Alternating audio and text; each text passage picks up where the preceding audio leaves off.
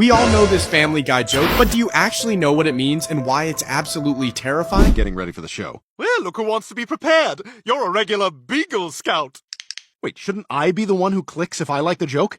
You can't just click after everything you say. If it's funny, I can. And so far, they've all landed. Unlike the planes on 9/11.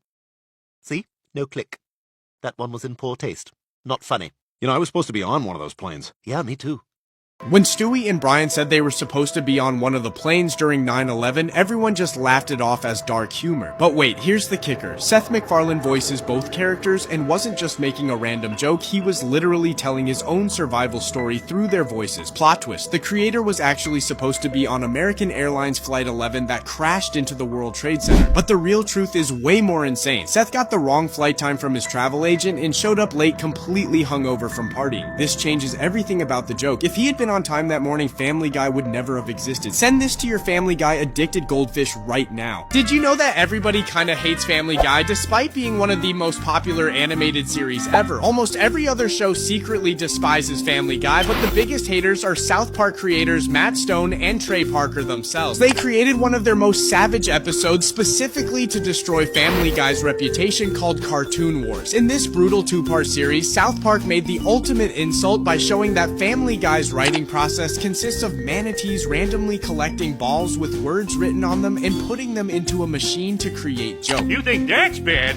Remember when I auditioned to be David Hasselhoff's car? Hey there, Knight Rider.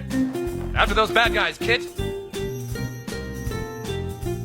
Here's the most savage part that proves how much everyone hated Family Guy. After the South Park episode aired, the Simpsons crew actually sent flowers to the South Park studio as a thank you gift for roasting their biggest competition. This episode basically ended Family Guy's credibility in the animation community forever. Send this to someone who still thinks Family Guy is actually funny. Actually, Family Guy is Peter's delusion after losing his family, and episodes 10 times 01 and 16 times 09 prove this by mentioning a dead son named Timus. The proof is in the extreme behavior. Peter hates Meg disproportionately, Chris is exaggeratedly dumb, Stewie is impossibly genius, and Brian is the only talking dog. Each one represents how Peter processes trauma. The most disturbing evidence, in the real world, Chris had an intellectual disability. Meg was beautiful and popular, lovingly taking care of her brother. One night, Meg took Chris to a party, drank too much, and driving back caused an accident that killed them both. Lois, pregnant with Stewie, couldn't bear the loss and took her own life. Peter, completely alone, went insane, creating a mental reality where everyone still lives. That's why Peter hates Meg. He blames her for destroying the family. Chris stays dumb because that's how Peter remembered him. Stewie is a genius because Peter never met him and imagines all the potential he'd have. Stewie's desire to kill Lois reflects Peter's anger at her for giving up, and Brian represents the intelligence Peter lost when he went mad. The most disturbing part, Timus is the only trace of reality leaking into the delusion. In 400 episodes, they mention Timus only twice and immediately change the subject. If this theory is true, could you still watch Family Guy the same way?